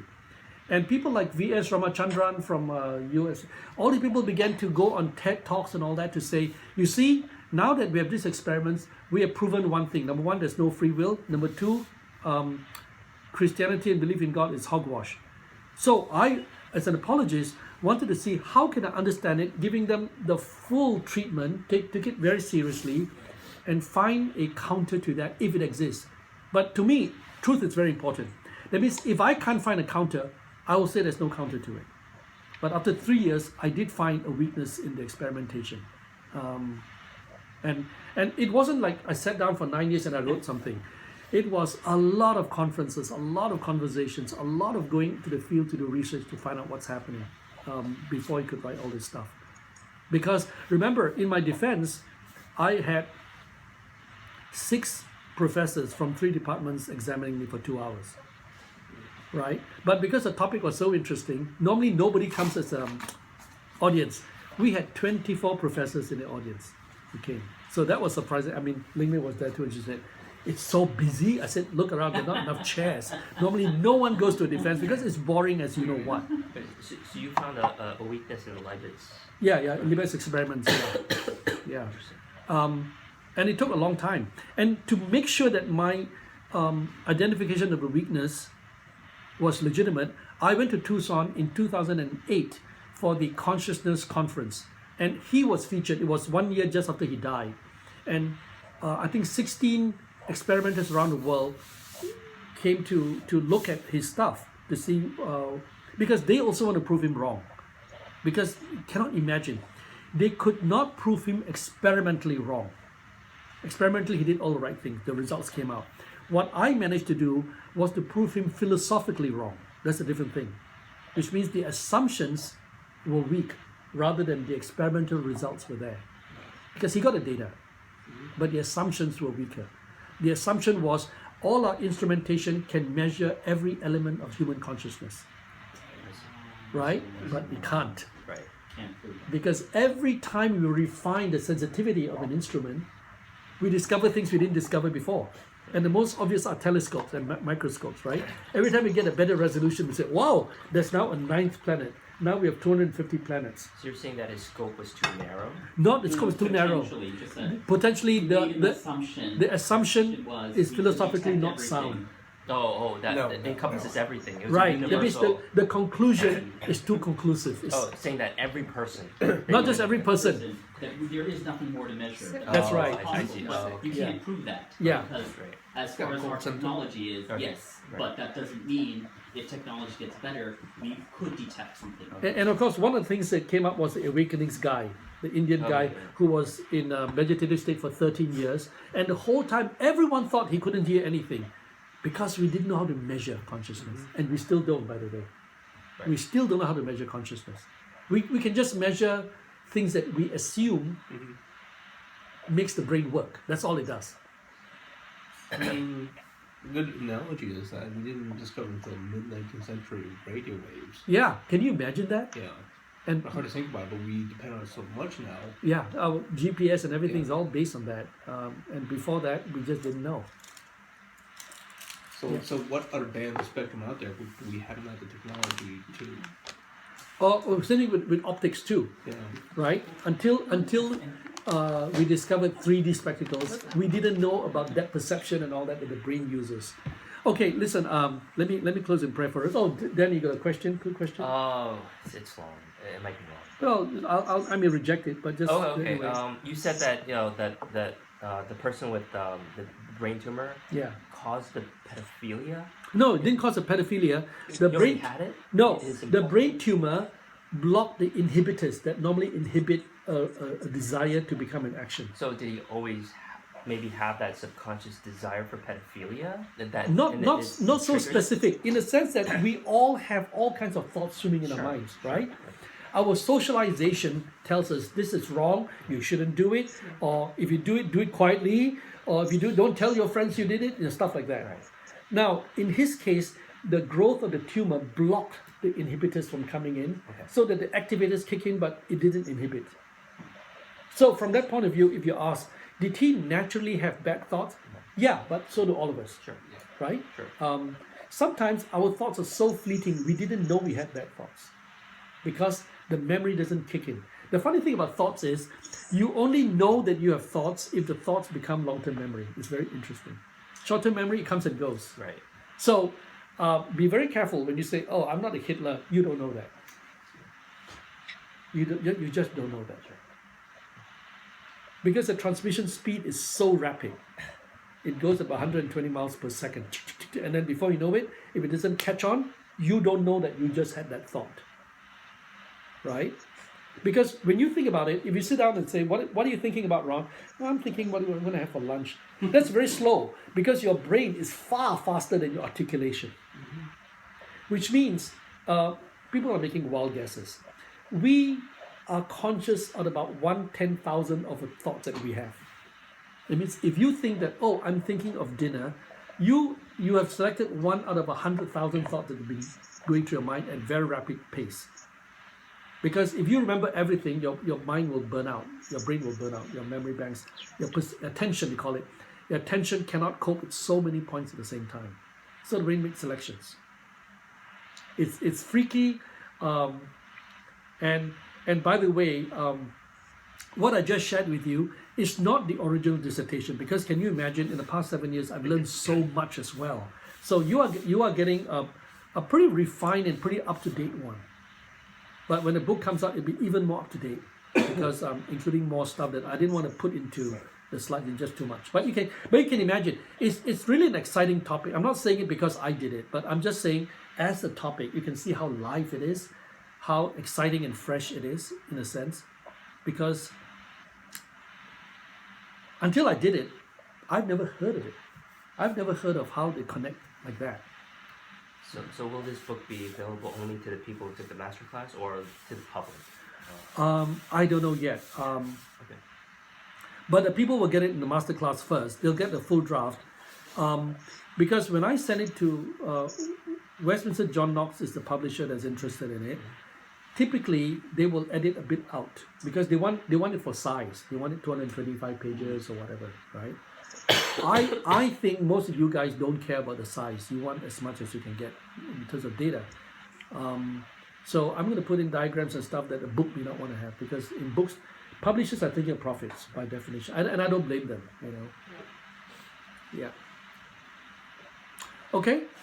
Let me close in prayer for us. Heavenly Father, we thank you for 8 weeks or 8 sessions of coping with all the data, all the information. So much we do not know, but from what we know, Father, I pray that you will help us to attend to our connections to you, our spirituality, and maybe not forget that despite all the knowledge that we have, the scientific knowledge, the goal for every Christian is to connect with you with integrity, to understand, so that we don't say things out of character, we don't make claims more than we can support, but more importantly, Father, that we form habits of the heart, that our spiritual formation of the mind will lead us to a greater understanding of who you are. In Jesus' name we pray. Amen. Okay.